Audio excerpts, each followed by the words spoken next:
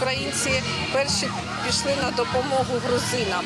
Ми бачимо зараз, як грузини допомагають нам.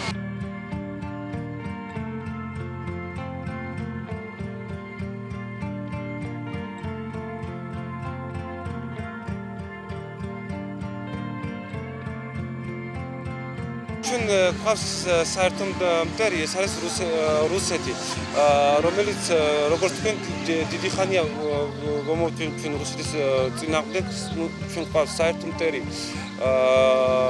გარდა ამისა, უკრაინა საქართველოს თავის დროზე ბევრჯერ დაეხმარა. მე ვთვლი, რომ ეს არის ჩემი ვალი, რომელიც უნდა მოიხადო უკრაინელი და ქართული ხალხის წინაშე.